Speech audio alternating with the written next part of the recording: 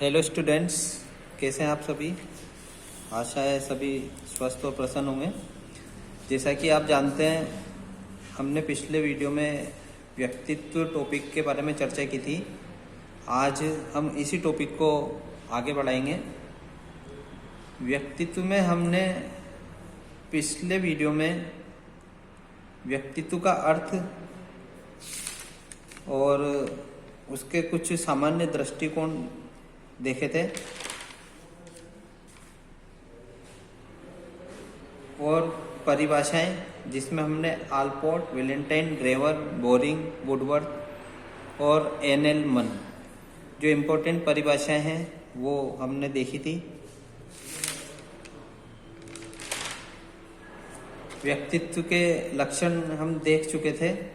संगठन, क्रियाशीलता, मनोशारीरिक संस्थान,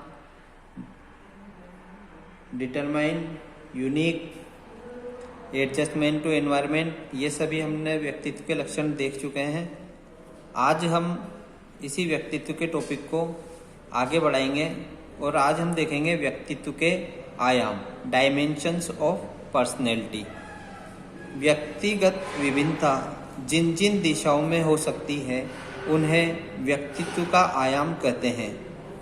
चूंकि व्यक्तित्व का विकास शारीरिक, मानसिक, संवेगात्मक और सामाजिक दिशाओं में होता है, इसलिए इसे ही व्यक्तित्व का आयाम कहते हैं।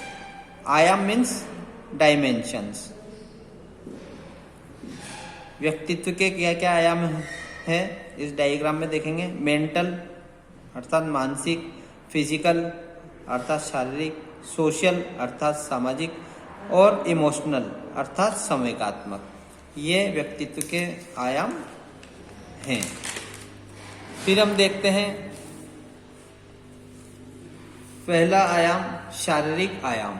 शारीरिक आयाम में किसी व्यक्ति की शारीरिक रचना लंबी, किसी की नाटी, कोई हष्ट पुष्ट, कोई दुबला पुतला, कोई काला तो कोई गोरा होता है। यह सभी मनुष्य के व्यक्तित्व के शारीरिक आयाम होते हैं। अब मानसिक आयाम देखते हैं। दुनिया में प्रत्येक प्राणी को योग्यताएं वंशानुक्रम से प्राप्त होती है। कैसे प्राप्त होती है? हर प्राणी के वंशानुसार ही उसको योग्यताएं अर्जित होती है। जैसे योग्यताएं उसके पूर्वजों को प्राप्त हुई, वैसी ही योग्यताएं आने वाले नस्लों को मिलती है। ये सभी वंशानुक्रम के अनुसार होती है। चूंकि प्रत्येक व्यक्ति का वंशानुक्रम अलग अलग होता है, इसलिए मानसिक योग्यताएं भी अलग अलग होती है। सभी व्यक्तियों की मानसिक योग्यताएं अलग अलग होती है। ऐसा क्यों होता है? क्योंकि प्रत्येक व्यक्ति का वंशानुक्रम अलग अलग होता है। तीसरा आयाम है सामाजिक आयाम। सामाजिक आयाम में सामाजिक क्षेत्र में भी व्यक्तित्व का विकास पृथक पृथक होता है। कुछ लोग एकांत प्रिय होते हैं, कुछ लज्जाशील, तो कोई सामाजिक, मिलनसार और समाज से भी होते हैं। तो यह भी एक व्यक्तित्व का आयाम है। फिर है संवेगात्मक आयाम। संवेगात्मक आयाम में प्रत्येक व्यक्ति का संवेगात्मक पक्ष अलग अलग होता है। कुछ लोग बड़ी जल्दी क्रोधित हो जाते हैं। किसी वृक्ष के नीचे पिकनिक मनाते समय चिड़िया अगर कपड़ों पर बीट कर दे तो कुछ लोग क्रोधित हो जाते हैं और कुछ लोग इसे सामान्य बात मानकर नेग्लेक्ट कर देते हैं। तो ये सभी का अपना अपना स्वभाव होता है, जो कि इमोशंस से जुड़ा होता है, अर्थात संवेगों से जुड़ा होता है। किसी को जल्दी गुस्सा आता है, किसी को गुस्सा बहुत कम आता है, कोई हमेशा प्रसन्न रहता है, किसी को एकांत प्रिय है, वो अकेला रहना चाहता है, किसी को लोगों के बीच में रहना अच्छा लगता है, हंसना बोलना। तो ये सभी क्या है? ये सब संवेगात्मक आयाम होते हैं जो सीधा मनुष्य के संवेगों से जुड़े होते हैं। नेक्स्ट हम देखते हैं, इम्पोर्टेंट भी है, व्यक्तित्व के प्रकार। अब हम देखते हैं व्यक्तित्व के कितने प्रकार हैं और कौन कौन से व्यक्तित्व हैं। व्यक्ति की भिन्नता का परिचायक व्यक्तित्व होता है। प्रत्येक व्यक्ति भिन्न भिन्न व्यक्तित्व वाला होता है, ये हम सभी जानते हैं। मनोवैज्ञानिकों ने अपने अपने विचारों के आधार पर इसको विभाजित किया है। तो जो वैज्ञानिक हुए हैं उन्होंने, मनोवैज्ञानिकों ने किन किन प्रकार के व्यक्तित्व का विभाजन किया है वो हम देखते हैं। पहला है स्वभाव का आधार। पहला स्वभाव को आधार बनाकर व्यक्तित्व का विभाजन किया है। इसमें देखते हैं हम, हिप्पोक्रेट्स ने 400 BC और गालिन ने 150 AD शारीरिक स्वभाव के आधार पर व्यक्तित्व का वर्गीकरण निम्नानुसार प्रस्तुत किया है। तो गालिन और हिप्पोक्रेट्स, इन दो मनोवैज्ञानिकों ने, हिप्पोक्रेट्स ने तो 400 BC अर्थात बिफोर क्राइस्ट, ईसा से 400 वर्ष पूर्व, और गालिन ने 150 AD अर्थात ईसा आफ्टर डेथ, ईसा की मृत्यु के 150 वर्ष बाद शारीरिक स्वभाव का आधार बना करके व्यक्तित्व का वर्गीकरण किया है, जिसमें उसने 3 प्रकार के व्यक्तित्व बताए हैं। पहला है फेलमेटिक। फेलमेटिक में हम देखते हैं, फेलमेटिक व्यक्तित्व वाले लोग चुस्त, निर्बल और उत्तेजनाहीन स्वभाव के होते हैं। जो फेलमेटिक, जिनका व्यक्तित्व फेलमेटिक होता है, वो लोग कैसे होते हैं? चुस्त होते हैं, निर्बल होते हैं, उनमें शक्ति की कमी होती है, उत्तेजनाहीन होते हैं, उनमें एंथुसियाज्म नहीं होता है, उनमें कोई उत्तेजना हम नहीं देखते हैं। ऐसे लोग फेलमेटिक कहलाते हैं या फेलमेटिक व्यक्तित्व वाले होते हैं।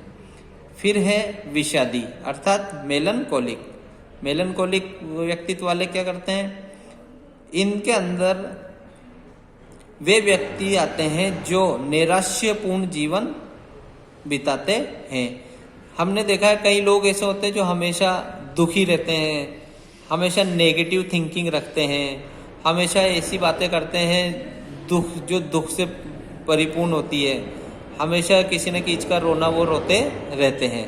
तो ऐसे लोग वो विषादी या मेलनकोलिक व्यक्तित्व वाले होते हैं। तीसरा है कोपशील अर्थात कोलेरिक। अब ये कोपशील या कोलेरिक व्यक्तित्व वाले व्यक्ति कैसे होते हैं? ये वो व्यक्ति होते हैं जिनको शीघ्रता से क्रोध आता है, जो शॉर्ट टेम्पर होते हैं, जिनको किसी भी बात पर बिल्कुल क्रोधित हो जाते हैं, वो व्यक्ति क्या कहलाते हैं? कोपशील कहलाते हैं। जो अपना छोटी छोटी बातों पे आपा खो देते हैं, मार पिटाई पर गाली गलौज करने लग जाते हैं, ठीक है, तो वो होते हैं कोपशील।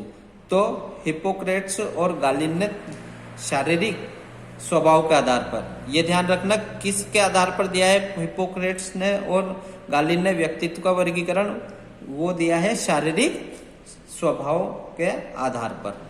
तो अब हम देखते हैं, पहला तो दिया स्वभाव के आधार पर, स्वभाव के आधार पर दिया इन्होंने हिप्पोक्रेट्स और गालिन ने। अब हम देखेंगे शारीरिक आधार। अब शारीरिक आधार पर क्रेस्मर महोदय ने 400 व्यक्तियों के अध्ययन के आधार पर जो मानसिक दोष युक्त थे, कैसे थे वो सभी 400 व्यक्ति? उन 400 व्यक्तियों में कुछ न कुछ मानसिक दोष था, ठीक है। क्रेस्मर महोदय ने 400 व्यक्तियों के अध्ययन के आधार पर जो मानसिक दोष युक्त थे उनको शारीरिक रूपरेखा के आधार पर निम्नलिखित समूह में व्यवस्थित किया है। अब हम देखते हैं क्रेस्मर महोदय ने किसके आधार पर दिया है व्यक्तित्व का वर्गीकरण? शारीरिक रूपरेखा के आधार पर। और स्वभाव के आधार पर किसने दिया था? स्वभाव के आधार पर दिया था हिप्पोक्रेट्स और गालिन ने। ये बात हमेशा ध्यान रखना कि क्रेस्मर महोदय ने शारीरिक आधार पर व्यक्तित्व का विभाजन किया है और हिप्पोक्रेट्स और गालिन ने स्वभाव के आधार पर किया है। अब हम देखते हैं क्रेस्मर महोदय ने जो शारीरिक आधार पर व्यक्तित्व का वर्गीकरण किया है वो कौन कौन से व्यक्तित्व हैं वाले लोग हैं, देखते हैं। पहला है एथलेटिक। जो क्रेस्मर महोदय ने शारीरिक आधार पर व्यक्तित्व का वर्गीकरण किया है उसमें पहला है एथलेटिक।